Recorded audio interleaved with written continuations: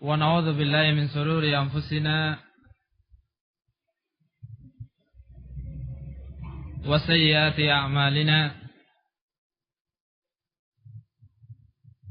ما يهده الله فلا مضل له ومن يضلل فلا هادي له وأشهد أن لا إله إلا الله وحده لا شريك له وأشهد أن محمدا عبده ورسوله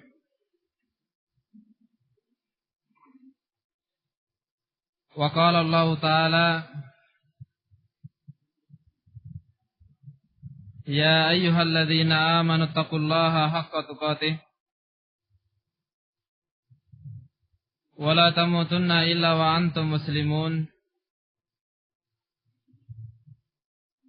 ثم أما بعد فإن أصدق الحديث كلام الله وخير الهدى هدى محمد صلى الله عليه وعلى آله وسلم وإن شر الأمور محدثاتها وكل محدثة بدعة وكل بدعة ضلالة وكل ضلالة في النار. Tayyibati fillah yang dimuliakan oleh Allah Subhanahu wa taala.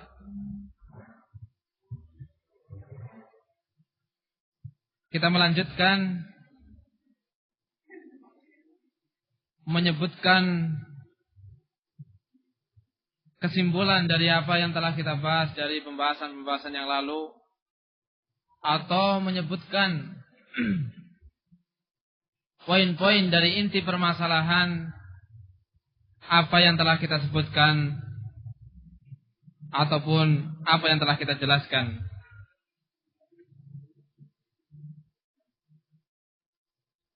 Kita ingatkan kembali bahwa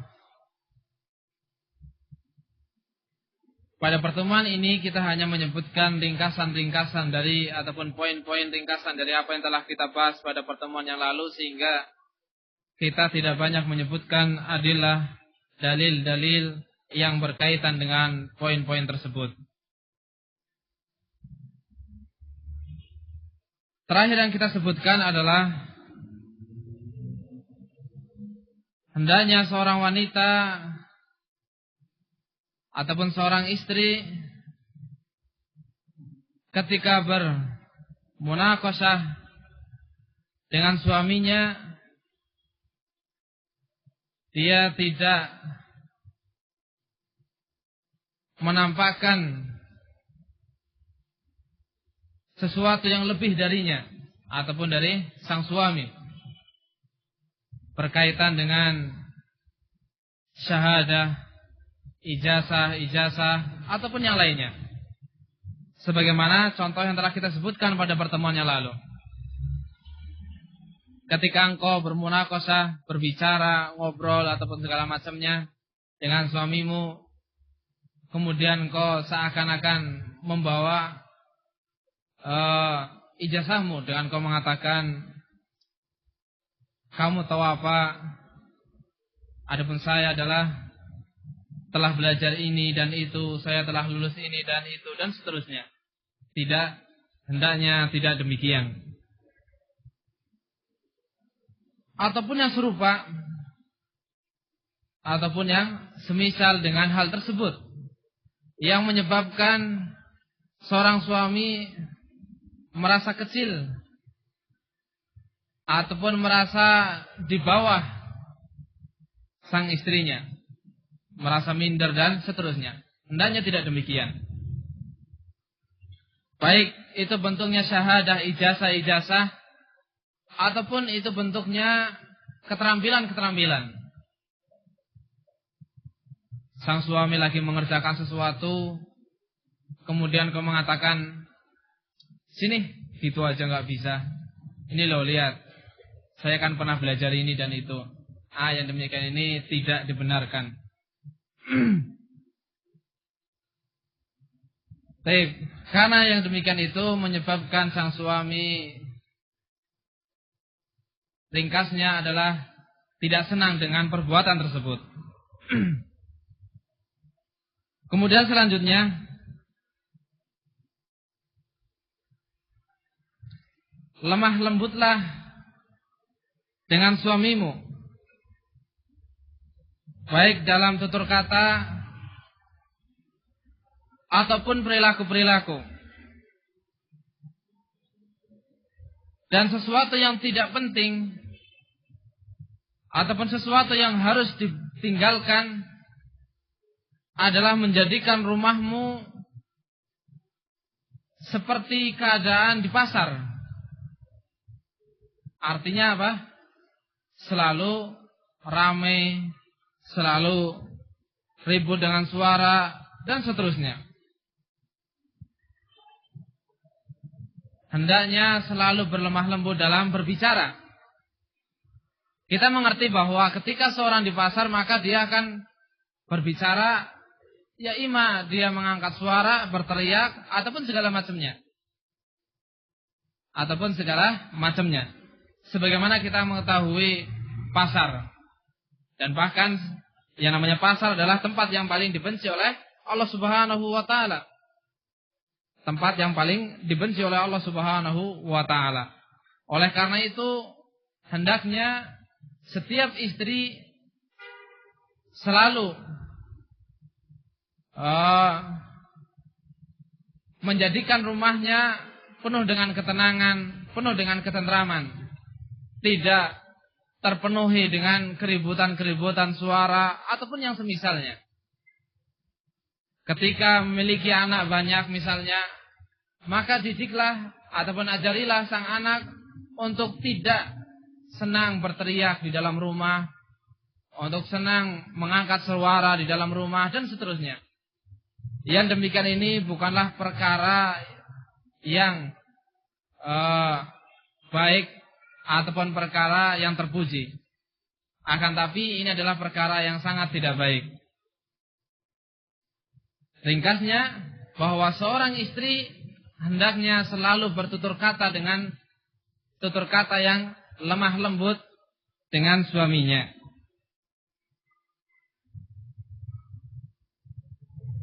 Selanjutnya,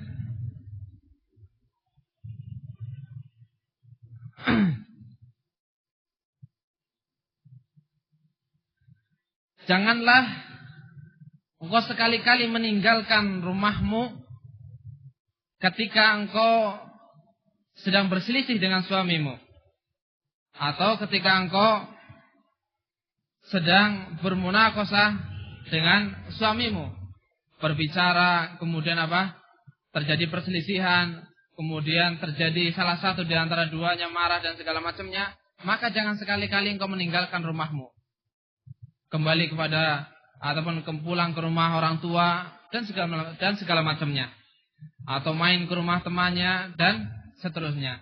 Walaupun rumah orang tuamu adalah di sebelahmu, jangan sekali-kali demikian. Engkau jangan sekali-kali meninggalkan rumahmu, keluar dari rumahmu ketika engkau sedang mendapatkan masalah dengan suamimu. Karena sifat yang demikian itu justru akan memperbesar permasalahan, bukan meredam permasalahan yang sedang ada. Akan tapi justru menambah kuat permasalahan tersebut. Yang tadinya suami ingin memaafkan, ingin menyelesaikan permasalahan, ternyata ketika pulang ke rumah, engkau tidak ada di rumah, ataupun sang istri tidak ada di rumah, maka yang demikian akan terus menambah permasalahan yang ada. Akan terus menambah permasalahan yang ada. Dan bahkan membuat sang suami semakin merasa tidak butuh dengan kehadiranmu. Membuat sang suami semakin merasa tidak butuh dengan dirimu. Oleh karena itu, apapun keadaannya, walaupun dalam keadaan sangat buruk dan seterusnya, ketika dalam keadaan demikian, hendaknya engkau jangan meninggalkan rumahmu. Walaupun dengan alasan ingin menenangkan hati, ingin menenangkan pikiran dan seterusnya. Kemudian apa? Pergi ke rumah temannya, pergi ke rumah temanmu tanpa pamit kepada sang suami, pulang ke rumah orang tua tanpa pamit terhadap sang suami dan seterusnya. Yang demikian ini tidak akan menyelesaikan permasalahan dan justru akan menambah besar permasalahan tersebut. Bahkan sang suami semakin merasa tidak butuh dengan apa? Dirimu. Baik.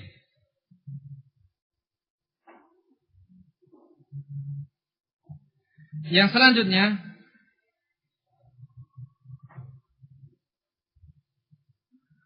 tampakkanlah sikap ataupun wajah yang penuh dengan kesedihan, wajah yang tidak senang ketika sang suami pergi meninggalkan rumahnya.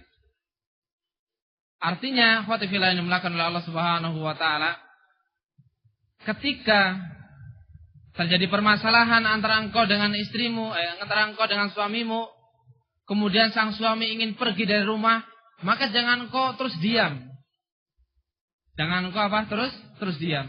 Akan tapi tampakkanlah bahwa dirimu itu tidak senang dengan apa yang akan ia kerjakan. Tampakkanlah kesedihan dengan apa? Dengan kepergiannya. Yang demikian ini akan terus menenangkan, akan terus apa?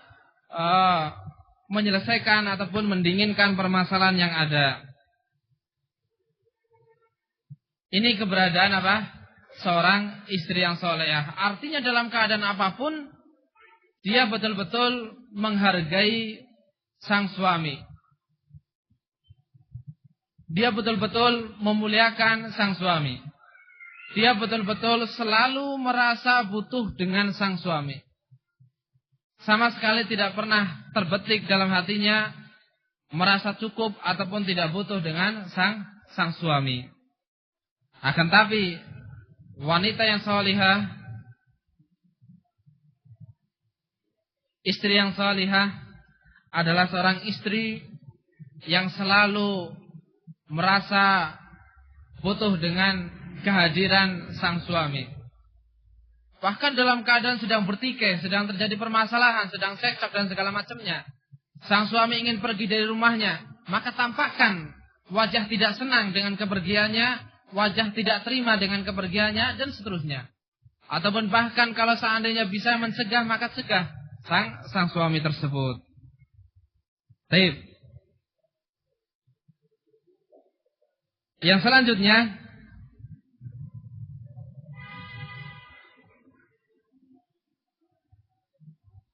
jauhilah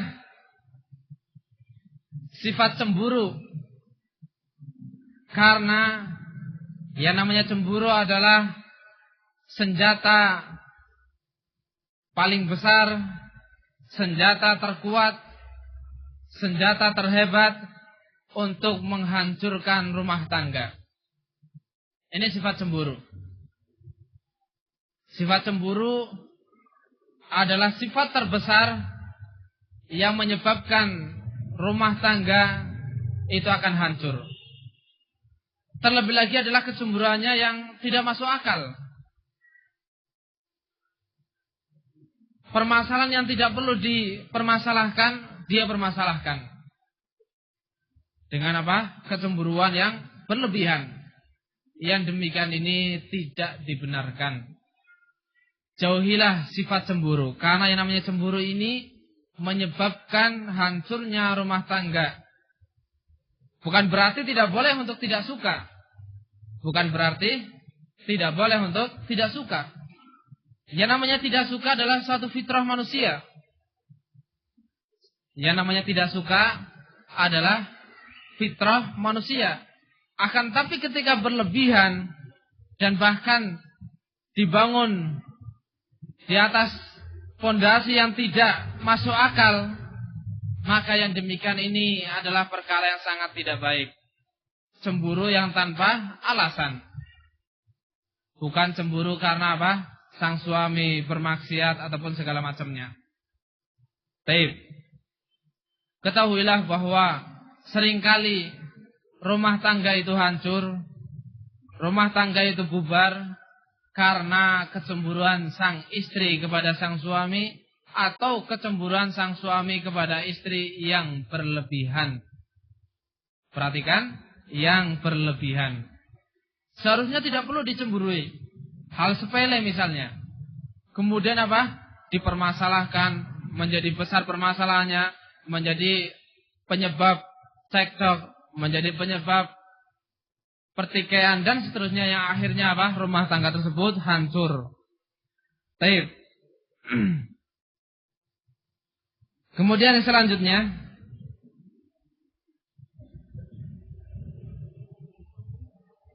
janganlah engkau berbicara dengan suamimu seakan-akan engkau adalah wanita yang tidak pernah salah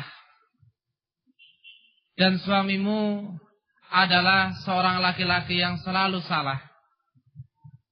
Jangan sampai memiliki sikap demikian. Sikap yang betul adalah dirimu, yang salah adalah suamimu. Artinya, sang istri betul-betul ingin menguasai sang suami. Betul-betul ingin mengatur sang suami. Engkau bilang A, maka suami harus mengerjakan A. Engkau bilang B, suami harus mengerjakan apa? B. Karena apa? Karena ketika mengerjakan B, dalam keadaan engkau memerintah A, menganjurkan A, engkau memandang bahwa suamimu apa? Salah. Engkau selalu merasa bahwa yang paling benar adalah dirimu. Engkau tidak pernah merasa salah ataupun engkau tidak pernah salah. Dan suami adalah apa? Orang yang paling sering terjatuh dalam sebuah kesalahan. Jangan sampai demikian. Berbicara dengan suamimu seakan-akan engkau adalah manusia yang tidak pernah salah dan suamimu adalah orang yang selalu salah ataupun selalu berdosa.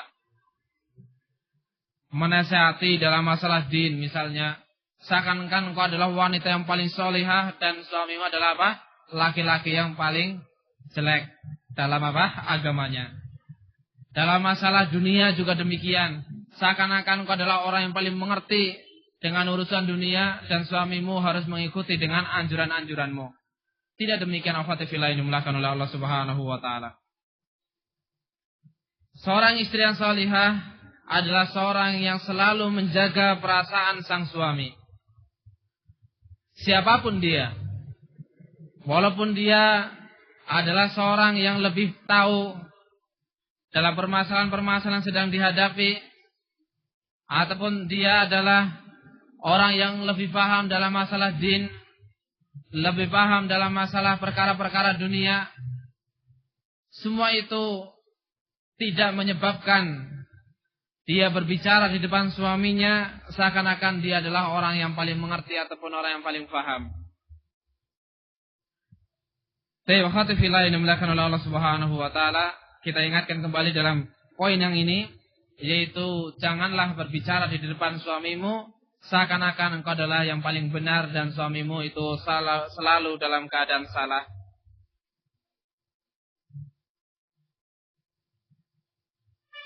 Yang selanjutnya, jagalah perasaan suamimu dengan tidak menyebutkan kebaikan-kebaikan atau keistimewaan-keistimewaan atau keutamaan-keutamaan karib kerabatmu ataupun orang tuamu. Jagalah perasaan suamimu. Suamimu misalnya adalah orang yang berpendapatan pas-pasan. Adapun engkau adalah dari keluarga yang berkecukupan. Kemudian engkau selalu mengingatkan suamimu supaya bekerja lebih giat lagi dengan mengingatkan, lihat keluargaku. Karena bekerja keras, mereka pun apa? Sukses. Adapun kamu dan seterusnya. Jangan sampai demikian. Jagalah perasaan suamimu dengan engkau tidak menyebutkan ataupun terus-menerus menyebutkan keutamaan-keutamaan keluarga ataupun keutamaan-keutamaan keluargamu, baik dari karib kerabat ataupun dari saudara-saudara, ataupun bahkan dari orang tua. Ataupun bahkan dari orang tua. Apapun keutamaan tersebut, apapun keistimewaan tersebut. Misalnya mungkin sambil bercanda. Sambil bercanda. Engkau mendapatkan seorang suami yang kebetulan dia adalah teman dari saudaramu di pondok misalnya. Ternyata saudaramu itu sukses, berhasil dalam belajar. Adapun dia kurang. Kemudian kau terkadang bercanda, walaupun hanya sebatas bercanda. Ataupun terkadang dengan sengaja kau mengatakan, lihat itu adikku, sama-sama mondok sama kamu, ternyata dia hasilnya demikian, kamu apa? Demikian. Tentunya perkara yang seperti ini akan menyakitkan hati sang suami. Akan membuat sedih hati, ataupun akan membuat sedih sang suami. Oleh karena itulah, selalu jagalah perasaan sang suami. Yang selanjutnya,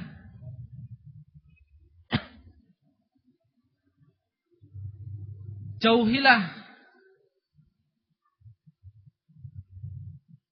sifat-sifat dusta terhadap suamimu. Karena yang demikian itu akan sangat menyakitkan sang suami. Walaupun sebenarnya ini adalah umum. Engkau diperintah ataupun kita semua diperintah untuk menjauhi kedustaan. Untuk tidak berdusta. Terlebih lagi di sini adalah apa? Seorang istri terhadap sang suami. Jangan sampai senang untuk berdusta. Walaupun dalam permasalahan yang paling kecil. Contoh misalnya, lagi makan bareng, kemudian ditanya oleh sang suami, yang biasa manggil mi, atau yang biasa manggil dek, sudah kenyang mi? Sebenarnya kamu masih lapar, tapi malu untuk mengatakan apa? Belum kenyang ataupun masih lapar. Engkau mengatakan sudah. Perhatikan. 1 poin. Engkau sudah bisa berdusta kepada sang suami. Tidak menutup kemungkinan bahwa poin ini adalah pintu pertama engkau akan berdusta kepada sang suami. Sekarang berdusta kepada sang suami dalam poin ini. Kemudian besok berdusta dalam poin yang lain. Terus menerus seperti itu. Yang demikian ini tidak dibenarkan. Kalau engkau memang tidak sesuai, maka katakan tidak sesuai. Tidak perlu apa? Dusta. Yang namanya dusta itu akan mengantarkan kepada perkara-perkara kejelekan. Yang namanya kejelekan akan mengantarkan kepada neraka jahanam. Iyyakum wal kadzib, fa inal kadziba yahdi ilal fujur, wa inal fujura yahdi ilan nar.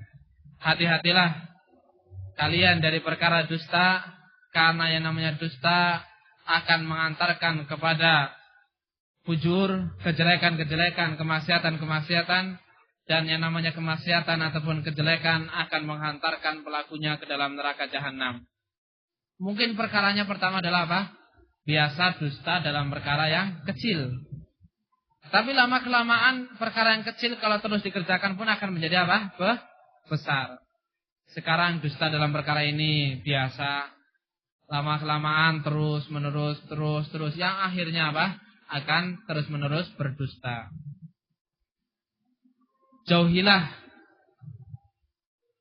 permasalahan dusta kepada sang suamimu. Jangan sekali-kali engkau membiasakan dusta kepada sang suamimu.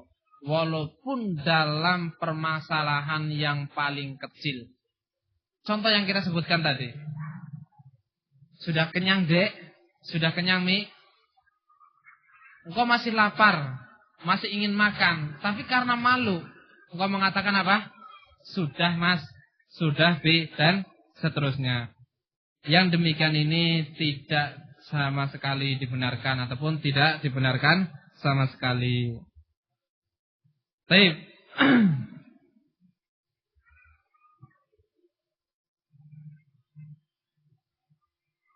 Yang selanjutnya,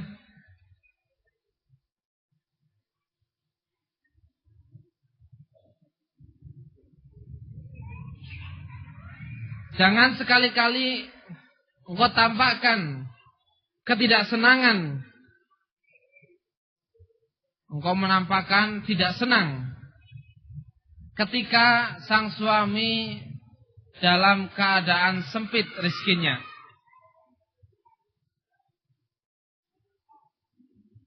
Jangan sekali-kali engkau menampakkan tidak senang ketika sang suami sedang sempit rezekinya. Akan tapi ingatkanlah kepada suamimu ataupun ingatkanlah suamimu bahwa apa yang telah ia dapatkan itu adalah kebaikan yang sangat banyak ataupun kebaikan yang sangat besar. Nah, ini yang paling penting. Terkadang seorang wanita tidak sabar dengan keberadaan sang suami. Kalau bahasa kita itu sering dersulo. Sebentar-bentar dersula, sebentar-bentar komentar, sebentar-bentar tidak terima dan segala macamnya. Karena permasalahan pendapatan yang didapatkan oleh sang suami. Yang seharusnya dalam satu hari kebutuhan itu dipenuhi misalnya dengan 30.000 atau dengan 50.000, sang suami hanya membawa 20.000 atau hanya membawa 15.000. Kemudian kau tampakkan wajah yang tidak senang. Jangan sekali-kali demikian. Akan tapi yang seharusnya adalah senangkan sang suami, puji sang suami, besarkan hati sang suami dengan apa yang telah ia dapatkan. Dengan apa yang telah ia dapatkan. Karena kenyataan yang ada, banyak di sana seorang wanita tidak bisa sabar dengan kekurangan sang suami berkaitan dengan apa? Pendapatannya. Berkaitan dengan pendapatannya. Dan seharusnya bagi seorang wanita yang salihah adalah wanita yang selalu merasa cukup dengan apa yang diberikan oleh sang suami dan mengatakan ataupun mengingatkan bahwa apa yang telah ia dapatkan itu adalah kebaikan yang sangat besar ataupun kebaikan yang sangat banyak. Baik.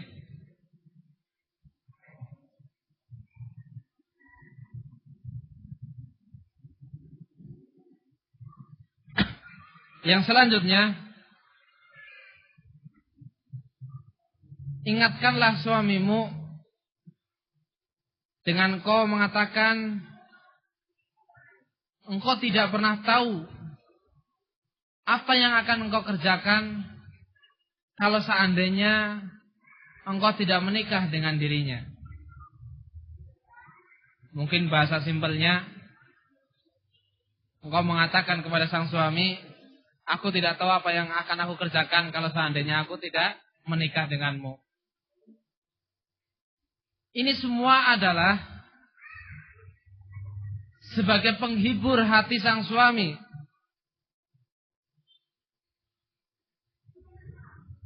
Karena terkadang sang suami mendapatkan permasalahan-permasalahan di luar yang dia sebenarnya harapkan permasalahan tersebut ada di keluarganya. Dia mendapatkan cerita dari temannya bahwa temannya telah mengerjakan ini dan itu dengan keluarganya, ataupun istrinya mengerjakan ini dan itu untuknya. Ternyata dia tidak mendapatkan istrinya mengerjakan hal tersebut. Tentunya ada perasaan tertentu, ada perasaan tersendiri di dalam hati sang suami. Nah, ketika engkau mengatakan hal tersebut, ini akan mengobati kekurangan ataupun akan mengobati perasaan yang sedang dirasakan oleh sang suami. Ingatkan, hibur, puji dia dengan kalimat-kalimat yang menyenangkan hatinya. Kalau seandainya saya tidak menikah denganmu, entah apa yang sedang aku kerjakan sekarang. Entah apa yang aku sedang kerjakan sekarang.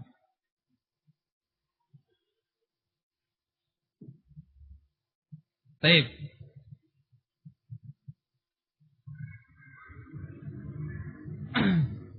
Yang selanjutnya,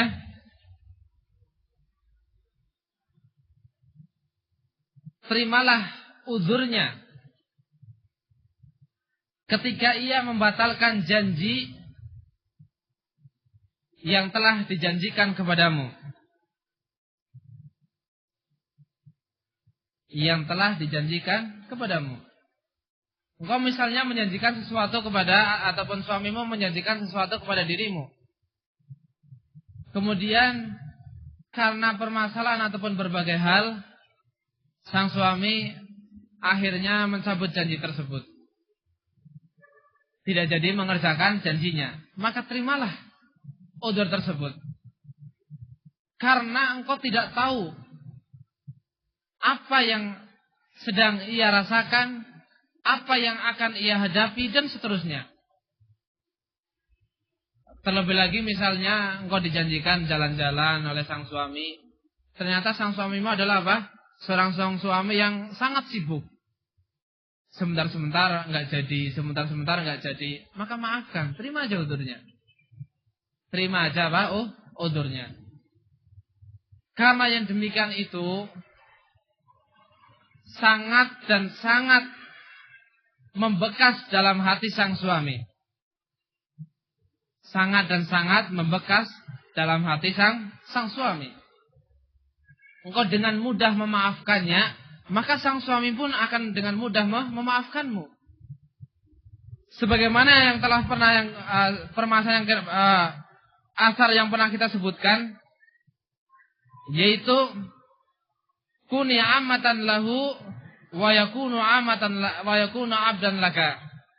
Jadilah engkau sebagai budaknya, maka dia pun akan menjadi budak untukmu. Artinya, kalau kamu siap menuruti sang suami pun akan siap menuruti perintahmu. Begitulah keberadaan rumah tangga. Apapun permasalahan-permasalahan yang membuat langgeng keluarga, yang membuat langgeng rumah tangga, yang mendatangkan kasih sayang dalam rumah tangga, maka kerjakan. Maka apa? Kerjakan. Sebagai hal dan juga yang masuk dalam permasalahan ini adalah misalnya seorang suami. Sang suami memiliki keinginan untuk poligami misalnya. Yang diharapkan oleh sang suami ketika poligami adalah apa? Merasa bahagia. Tetapi hendaknya sang suami berpikir, ketika dia poligami, apakah dia akan merasa bahagia dengan dua istri, ataupun dua istri tersebut akan bahagia dengan dirinya, ataupun keluarganya juga akan bahagia dengan dirinya, dan seterusnya. Sehingga aspek-aspek semua permasalahan-permasalahan yang menghantarkan kepada kebahagiaan dalam rumah tangga, maka hendaknya berusaha dikerjakan. Baik itu dari pihak sang suami ataupun dari pihak sang istri. Sang istri memiliki kewajiban ini dan itu, maka kerjakanlah dengan ringan tangan. Kerjakanlah dengan senang hati. Dianjurkan untuk selalu apa? Berwajah ceria di depan sang suami, maka usahakan untuk mengerjakan hal tersebut. Dianjurkan untuk selalu berpenampilan yang baik di depan sang suami, maka usahakanlah untuk mengerjakan hal tersebut. Sebagaimana pada mukadimah kita yang pernah kita sebutkan, apa yang disabdakan oleh Rasul alaihi salatu wasallam, 3 pokok permasalahan yang harus dimiliki oleh seorang wanita yang membangun rumah tangga. Khairun nisa, sebaik-baik wanita adalah man tasurruka idza absarta. Wanita yang bisa membahagiakanmu ketika engkau memandangnya. Sang suami memandangmu, dia bahagia. Ini salah satu dari apa? Tanda-tanda wanita itu adalah wanita yang baik. Wa tuti'uka idza amarta. Wanita yang mentaatimu apabila engkau perintah. Engkau selalu mengerjakan perintahnya. Ini adalah apa? Tanda kebaikan pada dirimu. Dan engkau bisa menjaga dirimu dan hartanya ketika sang suamimu tidak ada di sisimu. Ketika 3 permasalahan ini engkau miliki 3 sifat ini, maka fakana qaba qausaini aw adna. Engkau sudah sangat dekat dengan apa? Apa yang diinginkan, apa yang dimaksudkan dengan predikat wanita salihah, istri salihah, istri yang bisa mengayomi sang suami, istri yang bisa membahagiakan, menenangkan hati sang suami, bisa mendidik keluarganya, anak-anaknya, mengarahkan kepada perkara-perkara yang baik dan seterusnya. Oleh karena itu, akhwati fillah yang dimuliakan oleh Allah Subhanahu wa taala, mari kita koreksi kembali apa yang telah kita kerjakan, apa yang telah kita lalui dalam perjalanan rumah tangga kita masing-masing. Apakah kita sudah berusaha mengerjakan semua sebab-sebab yang menyebabkan rumah tangga kita itu penuh dengan kasih sayang, penuh dengan cinta, penuh dengan ketenangan, ataukah belum? Apakah kita sudah mengerjakan separuhnya, ataukah seperempatnya, ataukah bahkan masih sebagian kecil dari apa yang telah kita kerjakan? Kalau seandainya masih sebagian kecil saja, mari kita perbaiki. Kalau seandainya sudah setengah, terus kita tambah. Kalau sudah hampir semua, maka kita pertahankan. Dan jangan lupa akhwati fillah ini melakukan oleh Allah Subhanahu wa taala, yang namanya rumah tangga pasti akan menemui sebuah permasalahan. Tidak ada satupun dari rumah tangga yang langgeng tanpa ada permasalahan. Pasti akan terjatuh dalam sebuah permasalahan. Yang tadinya permasalahan kecil bisa menjadi permasalahan besar. Seorang mengibaratkan yang tadinya adalah hembusan angin yang sepoi-sepoi, ternyata lambat laun menjadi badai. Permasalahan yang kecil dalam apa? Rumah tangga. Sehingga apa saja yang menyebabkan terjadi permasalahan di rumah tangga, maka hendaknya jauhi, tinggalkan. Sebab-sebab yang menyebabkan langgengnya rumah tangga, kebahagiaan rumah tangga, walaupun itu adalah berat untuk dikerjakan, maka kerjakanlah dan niatkanlah ibadah karena Allah Subhanahu wa taala. Rumah tangga adalah bukan permasalahan hidup di dunia semata, akan tapi rumah tangga yang kita bangun akan kita bawa ke akhirat kelak. Apakah kita akan selalu bersanding dengan pasangan kita di dunia dan akhirat, ataukah kita hanya bersanding di dunia saja? Waliyadzubillah. Mudah-mudahan kita akan selalu bersanding dengan pasangan kita masing-masing di dunia dan di akhirat, dan mudah-mudahan Allah Subhanahu wa taala selalu memperbaiki keadaan-keadaan kita, keadaan-keadaan rumah tangga kita, dan mudah-mudahan Allah Subhanahu wa taala menganugerahkan kepada kita rumah tangga yang sakinah, yang mawaddah, yang rahmah, rumah tangga yang penuh dengan kasih sayang, penuh dengan cinta, dan penuh dengan ketenangan. Orang sering mengatakan rumah tangga yang harmonis. Mudah-mudahan kalimat yang singkat ini bermanfaat untuk kita semua, dan dengan kita menyebutkan poin-poin ini, kita menutup pembahasan kita berkaitan dengan sifat-sifat, sikap-sikap yang harus dimiliki seorang wanita yang sedang ataupun akan membangun rumah tangga. Wallahu a'lam bishawab. Naktafi bihadzal qadar. Subhanakallahumma bihamdik, asyhadu an la ilaha illa anta, astaghfiruka wa atubu ilaik. Dan insyaallah pada pertemuan yang akan datang kita akan bahas pembahasan yang lain. Kalau seandainya ada usulan kita akan bahas apa, maka bisa sampaikan kepada Al-Ah Abul Husain, Mas Fajar, dan ataupun kepada yang lainnya. Wallahu a'lam bishawab. Tafadhalu barakallahu fikunna.